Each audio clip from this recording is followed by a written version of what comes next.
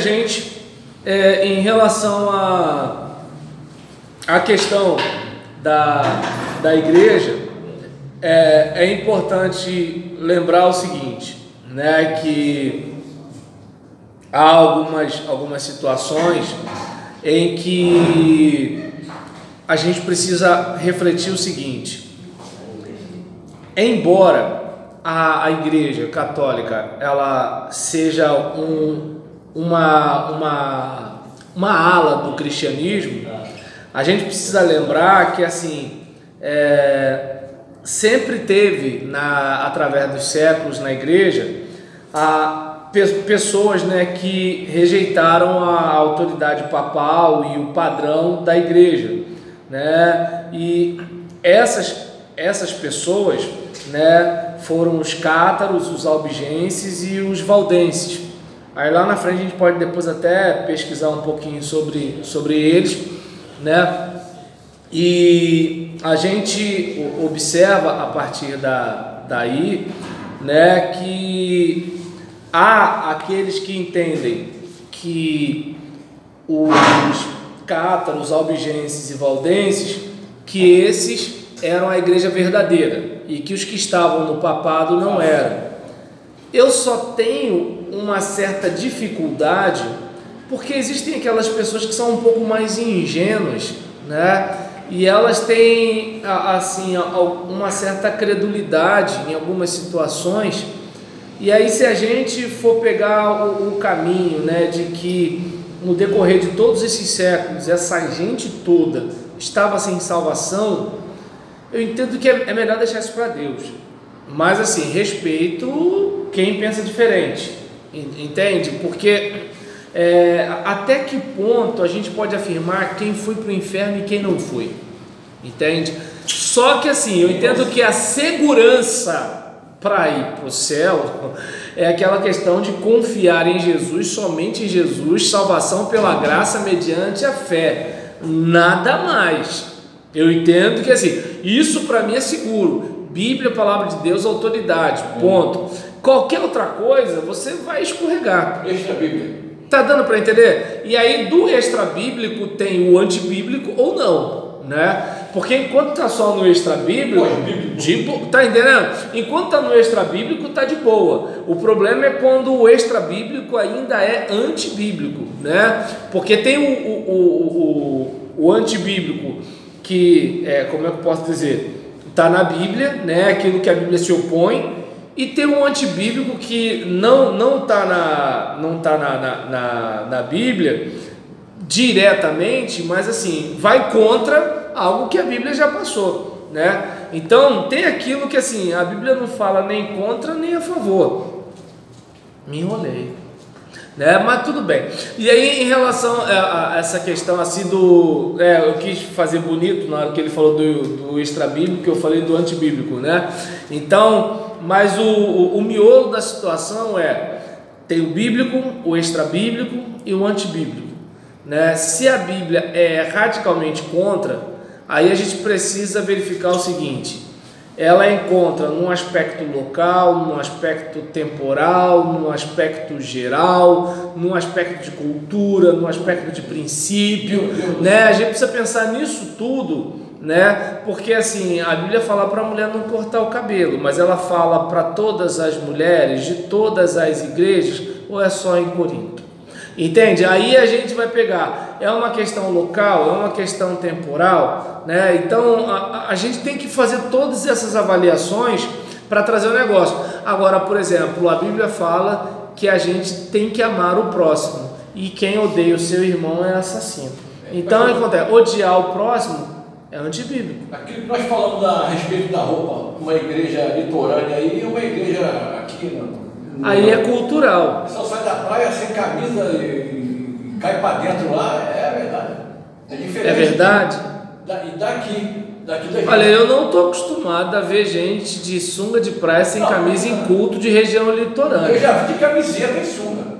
Entendeu? E a gente precisa perguntar se essa pessoa que está de camiseta e sunga na região litorânea não é alguém que assim é turista, que o pessoal da região evangelizando, falou para entrar. E, pastor, aquilo falou, Entende como é que é o negócio? Assim, aí... Se acusar de estar salvo não está, é difícil. Eu aprendi com o senhor.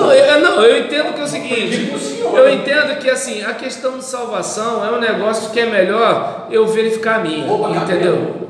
Tá entendendo? Eu acho que assim, o tempo que eu gasto querendo saber se você está salvo, eu entendo que é prejuízo, entende? Porque não salva nem você nem a mim, entendeu? Se você tem certeza da sua. Se você tem certeza da sua, tá bom. Se não tem, irmão, procura estar no caminho. O que eu faço? Eu nunca tenho certeza, não tem problema. Como é que não vai ajudar? Porque senão. Não, tô falando que a Sandra tá falando sobre a questão, né, de João Batista não estava dentro do estereótipo, né? Então é uma coisa para a gente pensar.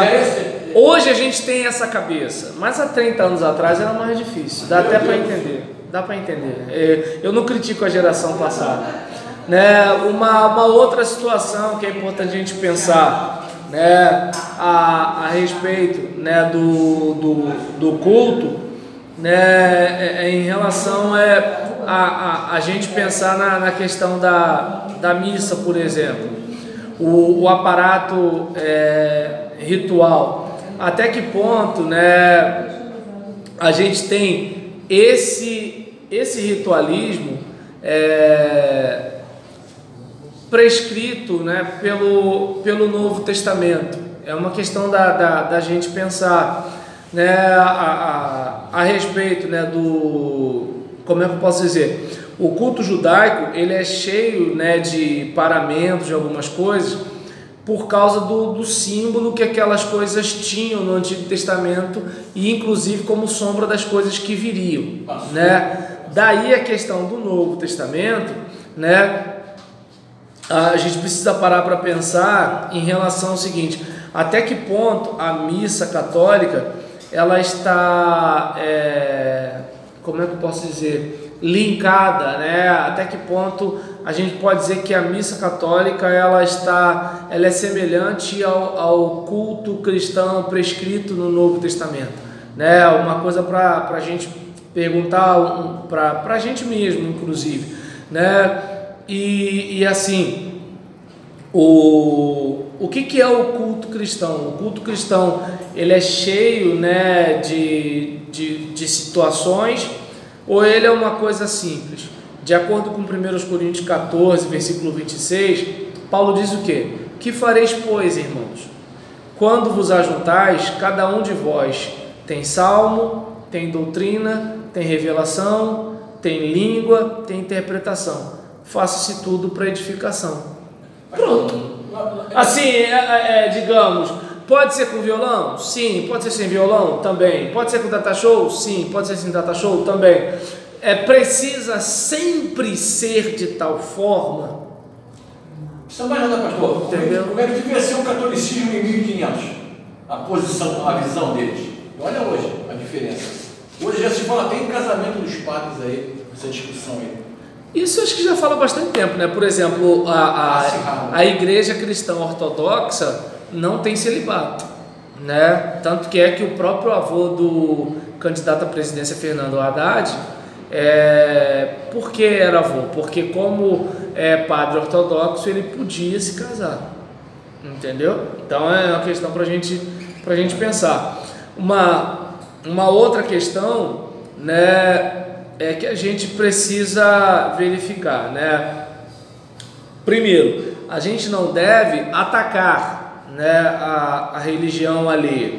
A gente precisa amar, respeitar o católico, né, e ser até amigos deles, né? Porque é importante a gente lembrar que assim, a gente não pode negar que boa parte dos católicos que a gente conhece temente a Deus, né? A gente não pode negar isso daí, né? Tanto que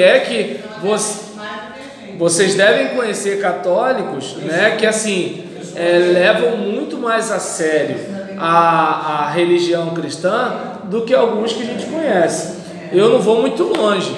Eu, no meu tempo de vice-presidente de igreja, eu lembro que eu estava assumindo a igreja, né, na saída do meu pastor, passei a ser o presidente em exercício, e aí eu lembro que nossa escola bíblica começava às 9 horas e 8 e pouca mais ou menos estava acabando a missa perto da minha igreja. Gente, quando eu vi aquele lugar lotado, aquela gente cantando, aquela coisa todinha, eu ficava assim, Senhor, eu tenho que um dia conversar com esse padre para saber qual é a receita, porque assim, como é que pode? Não é nem 9 horas da manhã, a igreja está lotada e o pessoal já está quase indo embora para preparar o almoço. A gente vai começar 9 horas da manhã e vem um arrastando chinelo, outro fica aquela cara assim de tô chupando chave, não tá com o rosto bom, e aí tu olha e fala assim, eita, mano. Então é importante a gente ter respeito por essas pessoas, é importante ter respeito.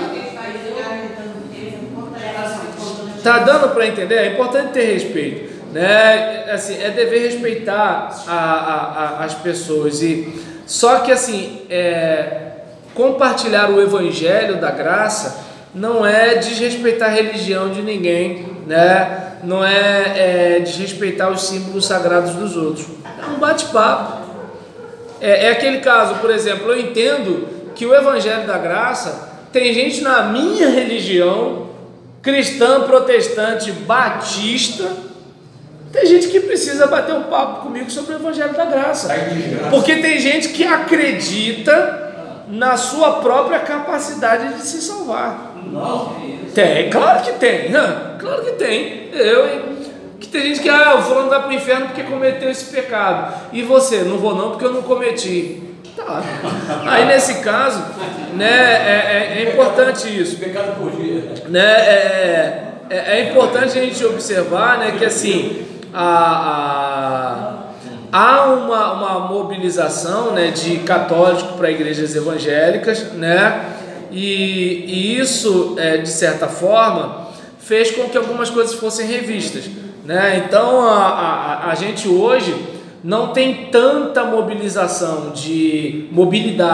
né, de católicos para o meio evangélico, porque a igreja católica se reinventou, né? Mas antes dessa reinvenção estava tendo uma migração muito grande, né? Não sei quantos lembram disso, acho que é coisa de 20, 30 anos atrás, né? Menos.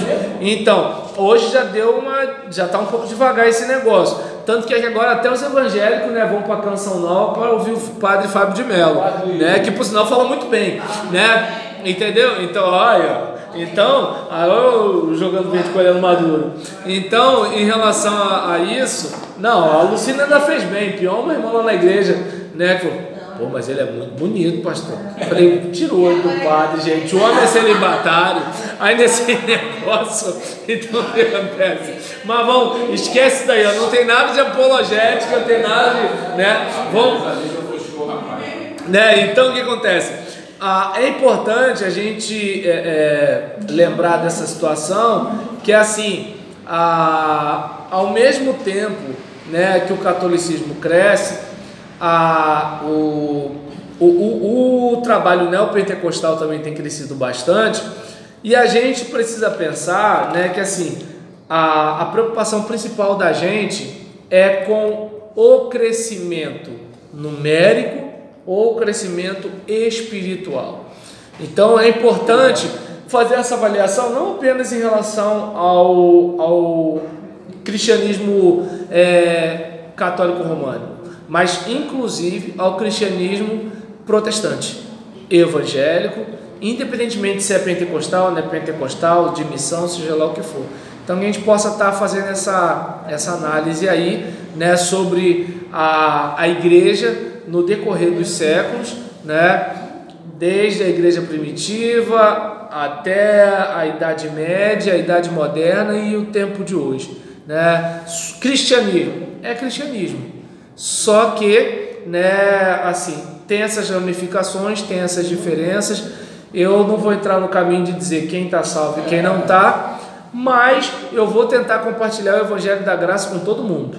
Quem está no cristianismo ortodoxo, no cristianismo católico romano, no cristianismo protestante, seja de missão, né, batista, congregacional e tal, seja pentecostal, Assembleia de Deus, seja neopentecostal. Eu entendo que a gente está vivendo um tempo hoje de que as igrejas também devem ser nosso campo missionário. Amém? Vamos pro lanche? Vamos pro break.